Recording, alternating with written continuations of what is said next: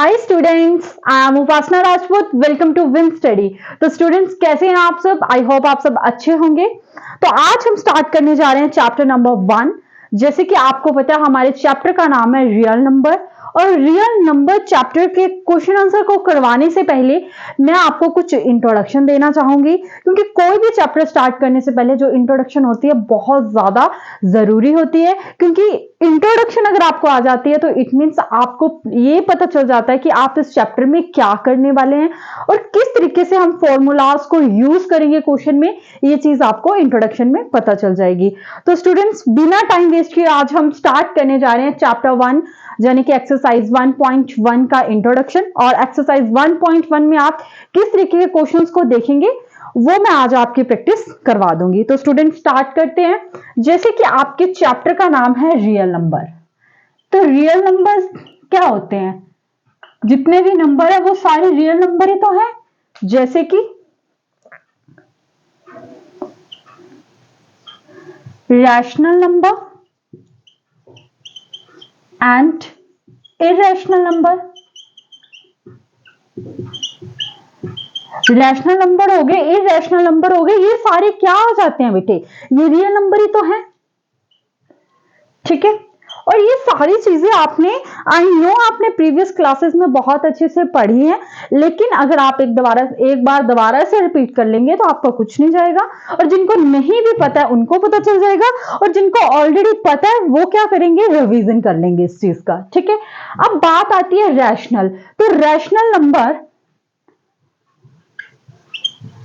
में सबसे पहले तो मैं बात करना चाहूंगी नेचुरल नंबर की।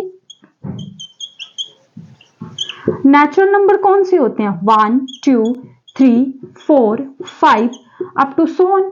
ये क्या हुए? ये सारे नेचुरल नंबर तो हुए। नेचुरल नंबर वो नंबर होते हैं जो 1 से स्टार्ट होते हैं और up to so on infinity तक जितने भी नंबर हैं सारे क्या आ जाते हैं? नेचुरल नंबर में आ जाते हैं। अब बात करते हैं हम होल नंबर की। होल नंबर क्या होता है? होल नंबर आपके 0 से स्टार्ट होते हैं। 1 2 3 4 5 up to so on, that is whole number. ठीक है, और ये सारी चीजें किस में आ रही हैं? रैशनल नंबर में तो आ रही हैं। समझ आ रहा है ना? रियल नंबर कौन से होते हैं? रियल नंबर वो नंबर होते हैं जिसमें रैशनल नंबर भी आते हैं और इरेशनल नंबर भी आते हैं। अब रैशनल नंबर में क्या आते हैं? नेचुरल नंबर हो गए, होल नंबर हो गए, है ना। अब बात करते हैं हम इंटीजर्स की। इंटीजर्स क्या होते हैं? तो बेटा इंटीजर्स जैसे कि आपको पता है -3 -2 -1 0 1 2 3 4 up to so on, that is integer. Integer negative भी हो सकता है और पॉजिटिव भी हो सकता है। आपने नंबर लाइन के बारे में तो डिस्कस किया ही था। ठीक है, तो इसीलिए मैंने यहां पे लिखा -3 -2 -1 0 1 2 3 4 up to so on, that is integer. अब बात करते हैं हम फ्रैक्शनल नंबर की। फ्रैक्शनल नंबर कौन से होते हैं? जैसे कि 3/5 -6/5 2/5, या फिर और कोई नंबर ले लो जैसे 2/6 up to so on, that is fractional number. जो भी इस तरीके की फॉर्म में होते हैं उन्हें क्या बोलते हैं बेटे? Fractional number. अब बात करते हैं हम डेसिमल नंबर की। तो डेसिमल नंबर कौन से होते हैं? जैसे कि 2.4 हो गया, 4.2 हो गया, 3.332 हो गया, दैट इज डेसिमल नंबर। अब आपको लग रहा है कि ये तो बड़ी सिंपल चीजें हमें पता है, इट्स ओके, आपको पता है, लेकिन इंट्रोडक्शन करवाऊंगी तो उसमें सारी चीजें बीच में आएंगी ना, तो आपको ये सारा रिवाइज करते चलना है, क्योंकि इन सारी चीजों का यूज आप करोगे इस चैप्टर में। वैसे तो आपने 9th चैप्टर में बड़े डिटेल में पढ़ा हुआ था, 9th क्लास में, सॉरी, उसमें भी आपका जो फर्स्ट चैप्टर था उसमें आपने टर्मिनेटिंग नॉन टर्मिनेटिंग के बारे में डिस्कस किया था, है ना। तो वो सारी चीजें जितनी भी हैं वो सारी चीजें यूज होने वाली हैं। ठीक है, अब मैं आपको एक चीज बताना चाहती हूँ, नीचे लिख दूं, यहां पे लिखती हूँ। ठीक है, तो लिखिए रियल नंबर, इसको नोट बना के लिख लो। Real number are the union of both rational number and irrational number. ठीक है, अब देखो बोलते हैं रियल नंबर क्या होते हैं। मैंने अभी बताया ना आपको, इसको लैंग्वेज में लिखा है। बोलते हैं real number are the union of both rational number and irrational number. कि रैशनल और इरेशनल नंबर जितने भी, ये सारी चीजें ये किसमें आती हैं बेटा? रियल नंबर में आती है। किसमें आती है? रियल। तो जानी कि ये क्या, रियल नंबर क्या है? रैशनल नंबर और इरेशनल नंबर का यूनियन है। समझ आ गया? अब बात करते हैं इरेशनल नंबर की। इरेशनल नंबर क्या होते हैं? जैसे मान लो 1.01001, ठीक है, फिर उसके बाद 3 जीरो लगा दो, फिर ऐसे कॉन्टिन्यूसली ये प्रोसेस चलता रहेगा, है ना। ये हो गए इरेशनल नंबर। और इरेशनल नंबर कौन से होते हैं? जैसे √2 आ गया, √3 आ गया, √5 ले लो, ये सारे क्या होते हैं बेटा? इरेशनल नंबर होते हैं। समझ आ गया कि रैशनल नंबर कौन से होते हैं और इरेशनल नंबर कौन से होते हैं। रैशनल नंबर में natural number, whole number, integer, fractional number, decimal number, ये सारी चीजें क्या रैशनल नंबर ही तो हैं। और इरेशनल नंबर क्या? 1.00, मतलब इस तरीके की टर्मिनेटिंग, नॉन टर्मिनेटिंग के बारे में डिस्कस किया होगा आपने। फिर जो चीज अनरूट वगैरह में है, इसको क्या बोलते हैं? इरेशनल नंबर बोलते हैं। और इन दोनों का जो यूनियन है वो क्या है? रियल नंबर है। Is it clear? अब सेकेंड पॉइंट लिखिए। बोलता these number can B expressed on a number line। Obviously आप इन नंबर को नंबर लाइन पे एक्सप्रेस कर सकते हैं, जैसे कि इस तरीके से करते ही होते हैं। ये 0, ये 1, ये 2, ये 3, ये 4, ये -1, ये -2, ये -3, ये -4। तो ये आप एक नंबर लाइन पे इसको रिप्रेजेंट तो कर ही पा रहे हैं। ये होते क्या? इंटीजर्स हैं, और इंटीजर्स किस में आते हैं? रैशनल नंबर में। और रैशनल नंबर क्या है? रियल नंबर का ही तो पार्ट है। समझ आया? और क्या बोलता है? बोलता है these numbers can be positive, these numbers can be positive और नेगेटिव। बोलता है जो ये नंबर है ये पॉजिटिव भी हो सकते हैं, नेगेटिव भी हो सकते हैं, और ये चीज आपको दिख रही है। समझ आ गया? तो ये सारी चीजों का आप यूज करने वाले हैं, जिनको लगता है कि जरूरी है और उसको नोट कर लें। फिर आगे बढ़ते हैं हम। ठीक है, कर दूं? 1 2 3। अरे ये तो बिल्कुल हल्की फुल्की चीजें हैं, जस्ट आपको रिमाइंड करवाने के लिए कि अब आपने ये सारी चीजें प्रीवियस क्लासेस में ऑलरेडी पढ़ चुके हैं, लेकिन फिर क्या, मेरी तो आपको पता हैबिट ही रही है हर चीज को रिपीट करने की, है ना। और कहीं ना कहीं आप मेरी ये रिपीट वाली हैबिट का बहुत ज्यादा फायदा भी उठा लेते हैं, है ना। चलो अब हम करने वाले हैं एक fundamental theorem of arithmetic. Fundamental theorem of arithmetic.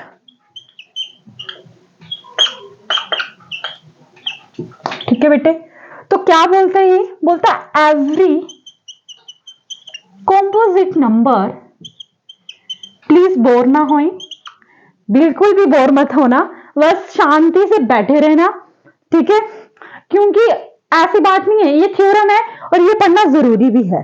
तो आप जैसे आपकी बुक में दिया गया, मैं तो वैसे ही नोट कर रही हूं इसको इजी वे में एग्जांपल्स के साथ में आपको, बस आप पेशेंस के साथ बैठे रहिए, ठीक है। तो बोलता है every composite number can B expressed as a product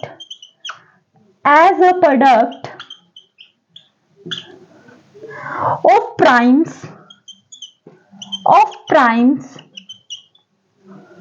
and this factorization unique apart from the order। मेरी हैंडराइटिंग अच्छी नहीं है तो प्लीज आप इसके साथ कॉम्प्रोमाइज कर लें। मैम हमें तो बड़ा बोलते हैं सुंदर लिखो, क्या करूं, अब ऐसी है, लेकिन आपने अच्छा लिखना है। Okay, in which the prime factor occurs. ठीक है जी, क्या बोल रहे हैं, बोलता है every composite number can be expressed as a product of primes and this factorization unique apart from the order in which the prime factor occurs. ये क्या लिख दिया मैम इंग्लिश में, हमें कुछ समझ नहीं आ रहा, पता नहीं हम तो भागे। ऐसे अगर आपके माइंड में आ रहा है तो ये बिल्कुल ही गलत आ रहा है। ठीक है, आप इसको भूल ही जाओगे मैंने ऐसे कुछ लिखा। मैं आपको एक एग्जांपल से बड़े ब्यूटीफुल तरीके से बताऊंगी, बस एक बार इसको रीड कर लो कि क्या बोल रहा है। एवरी कॉम्पोजिट नंबर, सुना सुना तो लग रहा है, can be expressed as a product of primes and this factorization unique, okay, apart from the order in which the prime factor occurs. Okay, देखो मेरी बात सुनो, जैसे मान लो ये 420 और एक में 90 नंबर ले लेती हूँ। क्या बोलने की कोशिश कर रहा है ये 420 के जब मैं मान लो मैं एचसीएफ निकालती हूँ या प्राइम फैक्टर बोल लीजिए 0, 2 1 2, 5, ऐसे ये तो निकाला ना आपने। प्लीज डोंट टेल मी कि मैम हमने ये भी नहीं किया। ठीक है, 3 3 9। अगर आप भूल गए तो मैं आपको बता देती हूँ कि आप क्लास 10th में हो चुके हैं। ठीक है, 5 7 35, 7 1 7। उसी तरीके से 90 का 2 45 90, 3 15 45, 3 5 15, 5 1 5। अच्छा, अब देखो 420 के क्या बन रहे हैं, 2 इंटू 2 इंटू 3 इंटू 5 इंटू 7, और 90 का 2 इंटू 3 इंटू 3 इंटू 5। अब देखो ध्यान से सुनो क्या बोल रहा है ये, अब आपको समझ आएगा। बोलता है every composite number can be expressed as a product of primes and this factorization unique. बोलता है जो ये इसकी फैक्टराइजेशन है ना वो बिल्कुल यूनिक है। अब आप बोलोगे यूनिक कैसे, जैसे कि आपको पता है कि जो ये 90 है ये कैसे बन रहा है, 2 3 का 6, 6 3 18, 18 5 90। मतलब ये जो नंबर है ये क्या है, यूनिक है। इन नंबर्स के अलावा और कोई नंबर्स हो ही नहीं सकते। इनके जो प्राइम फैक्टर बनेंगे इस नंबर के अलावा कोई और नंबर नहीं बनेंगे। हाँ, आपका ऑर्डर जैसे ये बोल रहा है part from the order in which the prime factors occur. हो सकता है आपका ऑर्डर अलग हो सकता है कि आप ऐसे लिख दो 2 इंटू 5 इंटू 3 इंटू 3, लेकिन 2 5 10, 10 3 30, 30 3 90। ऑर्डर चेंज करने से भी कोई फर्क नहीं पड़ेगा। यानी कि ये जो प्राइम फैक्टर है बेटे ये क्या है, यूनिक है। इन नंबर्स के अलावा और कोई भी 90 के प्राइम फैक्टर नहीं हो सकते। हाँ, भले ही ऑर्डर चेंज हो सकता है, आप 5 पहले लिखो 2 को एंड में लिख लो आएगा 90, मतलब टर्म्स ऑर्डर चेंज कर सकते हो, लेकिन ये प्राइम फैक्टर क्या है, यूनिक है। जैसे फॉर एग्जांपल ये ले लीजिए 2 2 4, 4 3 12, 12 5 60, 67 420, यानी कि 422। तो आप 7 पहले लिख, मतलब आप इनके ऑर्डर चेंज कर सकते हो। जैसे ये 90 है तो 245 90, आपका मन किया आपने पहले 5 के साथ कर दिया। हालांकि सीधा सही ऑर्डर ये है, लेकिन मानो आपने ये कर लिया, सही तो कुछ भी नहीं, बट मैं आपको ऐसे बता रही हूं। तो क्या 2 5 10, 10 3 30, 30 3 90, तो फैक्टर तो वही रहे ना, बस ऑर्डर क्या हुआ, आगे पीछे हुआ। और यही आपकी फंडामेंटल थ्योरम ऑफ अर्थमेटिक बोलती है क्या, I repeat again, every composite number can be expressed as a product of primes and this factorization unique apart from the order in which the factorizations occur। समझ आ गया? I hope आपको ये theorem समझ आई होगी, तो नोट करें इसको भी।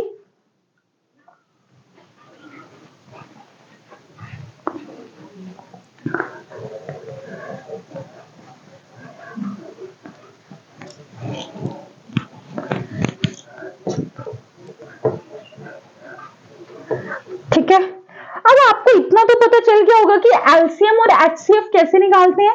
जिनको नहीं भी पता तो उनको भी मैं बता देती हूँ कि एलसीएम और एचसीएफ में फर्क क्या होता है। ठीक है, एलसीएम तो पता है ना आपको, लीस्ट कॉमन मल्टीपल, और एचसीएफ मतलब हाईएस्ट कॉमन फैक्टर। और ये मैम ये क्या चीजें बता रहे हो आप हल्की हल्की सी। अरे कुछ बच्चे होंगे आप में से जिनको नहीं पता होगा, भले ही वो चुप चुप के सुन रहे होंगे। मैं एक बार फिर से बता देती हूँ आपको कि इसका रिलेशन पढ़ने वाले हैं हम, किसका, एलसीएम और एचसीएफ का। तो जैसे कि आपको पता है रिलेशन बिटवीन, इस तरीके से आपको क्वेश्चन आएंगे, एलसीएम एंड एचसीएफ, ठीक है। तो सबसे पहले तो मैं आपको ये बता देती हूँ कि एलसीएम और एचसीएफ का क्या, कैसे निकालते हैं आप, तो आपने कंफ्यूज नहीं होना। जब आप एचसीएफ निकालते हैं तो इस तरीके से 90 और ये क्या है 420 लिया था ना आपने। अब 245 जा 90, 3 15 जा 45, 3 5 जा 15, 5 1 जा 5। तो देखो 90 के क्या आए हैं 2 3 इंटू 3 इंटू 5, और 420 के क्या है 2 2 जा 4, 2 1 जा 5, फिर 5 के साथ तो क्या आ गया बेटा 2 इंटू 2 इंटू 3 इंटू 5 इंटू 7। तो अब देखो ऐसे पेयर बनता है 2 का, और ये 3 का बन गया, और ये 5 का।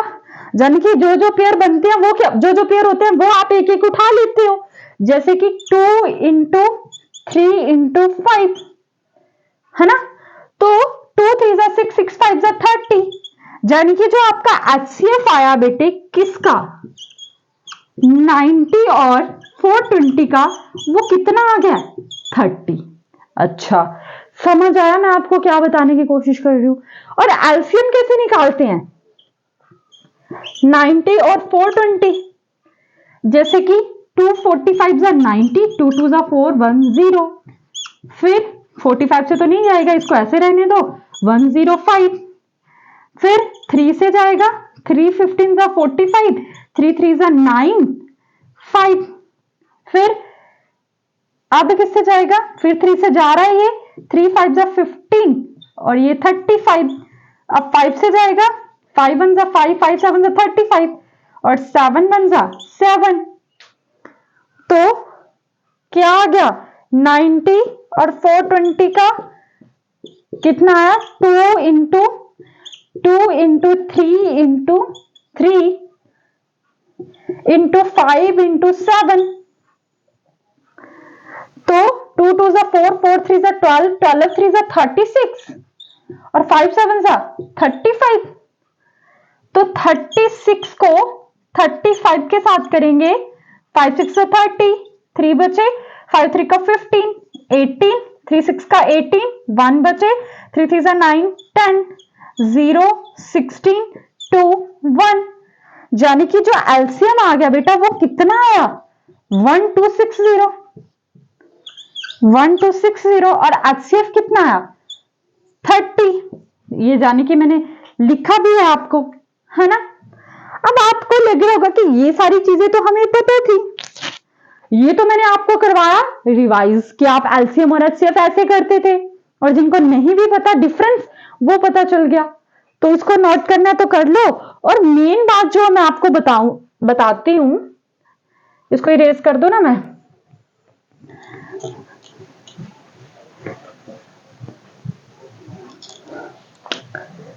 ठीक है। तो अब सुनो मेरे बच्चे कि जैसे आपका रिलेशन है, मान लो एलसीएम और एचसीएफ के बीच में आपको रिलेशन है, तो first number multiply second number is equal to LCM multiply HCF. मान लो इसको आप फर्स्ट नंबर आपको दिया गया है,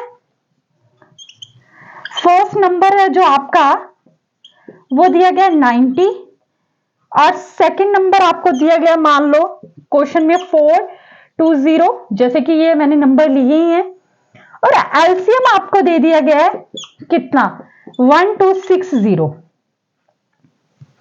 नहीं, हाँ 1260। आपको फाइंड आउट करना है एचसीएफ। तो ये शॉर्टकट है, अगर आपको ऐसे एलसीएम और एचसीएफ निकालना होता था तो जैसे मैंने ये किया आप इस तरीके से करते थे। लेकिन अगर मान लो आपको क्वेश्चन में दिया है कि फर्स्ट नंबर आपको दे दिया गया, सेकंड नंबर भी दे दिया गया उन दोनों का एलसीएम भी करके दे दिया गया, जैसे कि आपने अभी निकाला, लेकिन आपको एचसीएफ फाइंड आउट करना है। अभी तो चलो मैंने आपको एचसीएफ निकाल दिया है, तो आपने निकाल भी लिया, बट आप फॉर्मूले से कैसे निकालेंगे मैं वो बताने जा रही हूं।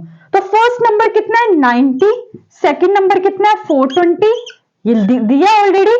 आगे एलसीएम कितना है 1260 और एचसीएफ आपने फाइंड आउट करना है। तो आप कैसे निकालेंगे, ये 90 इंटू 420 ये मल्टीप्लाई हो रहा है, तो यहां आके क्या हो जाएगा डिवाइड हो जाएगा, तो ये एचसीएफ वहीं रह जाएगा, 0 से 0 कैंसिल आउट, और 2 2 जा 4, 2 1 जा 2, 2 6 जा 12, 2 3 जा 6, फिर 3 30 जा 90, 3 2 का 6 1, ये 21 से ये 21 कैंसिल आउट, तो आपका जो एचसीएफ है वो कितना आ गया 30 आ गया।